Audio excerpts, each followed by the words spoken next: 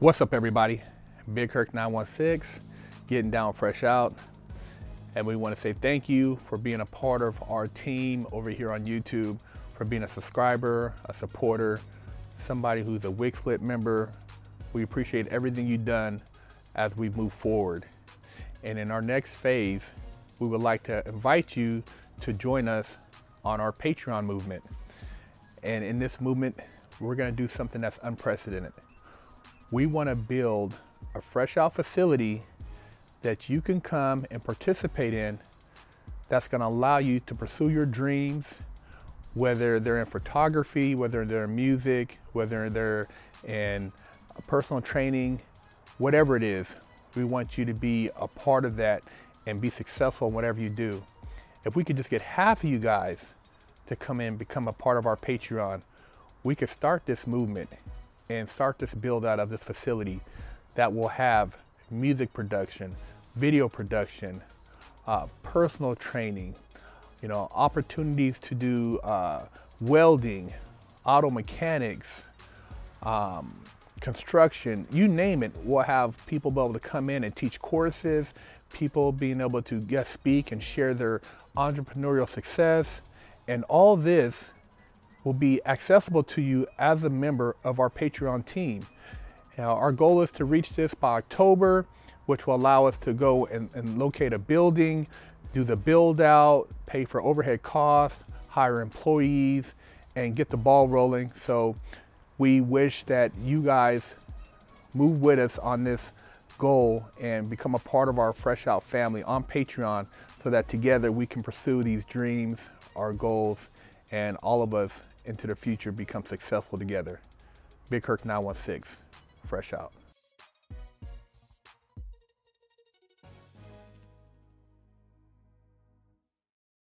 Jobless and faded. They kind of go hand in hand, don't they? Jobless and faded. Sitting back, gin and juice, smoke my weed, getting high, watching life go by. That's what you guys like, right? That's what they pushing. The cannabis is essential, the alcohol is essential, but you can only buy 2 packs of meat.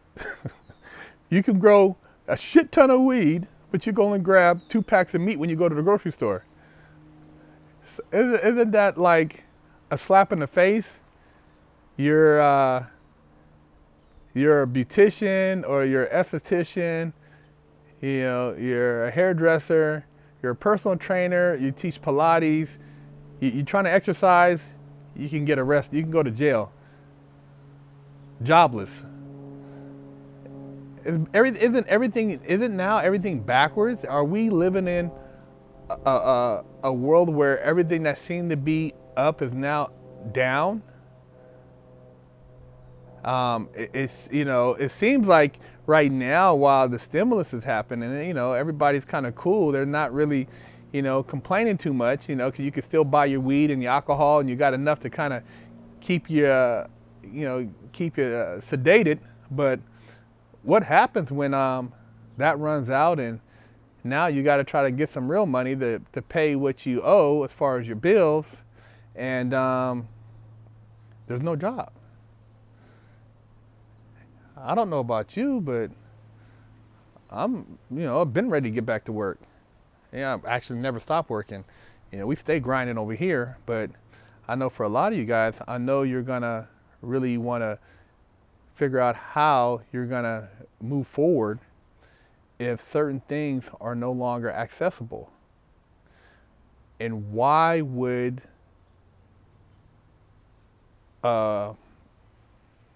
an entity want that to be an issue? Why would they not want people to be able to take care of themselves and pay their bills? Is it something bigger at play? I don't know. You tell me. It's essentially, I guess, no big deal if as long as you're able to kind of get your intoxicants, your toxicities, whether it's alcohol or marijuana, and ease the pain of whatever anxiety, depression you're going through. But the reality of it is, we got to wake up and we got to you got to deal with, you know, the reality. You got to deal with life, and life requires you to do certain things, and you know, the joblessness at the end of the day is going to have to be addressed. So when you're doing what you're doing out there, and you're trying to figure out your next play, rather than get caught up in all the hype, try to figure out how you can take what you're doing right now and turn it into a positive. How you can, you know, moving forward, utilize your resources to take care of your family and to make use of your time. You know, we all hope that sooner than later that all this passes by and we can get some type of normalcy as far as what we're used to. But until, I guess, they give the word and people feel that they don't have to walk around with fear of getting, you know, sick or something happening, which we should all be past that point with all these damn protests. I don't see why we can't get back to getting some paper out here and everybody being productive. Because personally, you know, I'm just not really a fan of the jobless and faded thing. But that's kind of like the song that's being played when I see that social media, I mean, mainstream media is advocating. You know, all of them are still working. You know, and the people who have, you know, the street vendors who are out there, you know, doing their thing, they're still working. But the people who have to go somewhere that's, you know, sanctioned by the city, they're in a pickle right now because they can't really do business like they want to, and they can barely pay their bills to stay open. And it's just affecting a lot of hardworking people who have built businesses over years, who want to sustain their businesses so they can pass it down to their family members and give back to the community. So just a little wake-up call, something to think about when they tell you that certain things are essential and they have plenty of them, but when they say other things aren't essential, it doesn't really make sense. It doesn't make sense that you can only, you know, they're limited on meat, and now the price of meat went up everywhere because of the social distancing, but I see thousands of people gathering places to protest all day long.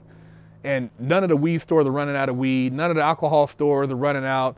Why are they and their supplies not changed? I'm just asking. That's a logical question. Everything else is in perfectly you know, stockpile numbers, but yet, you know, we have a problem with meat.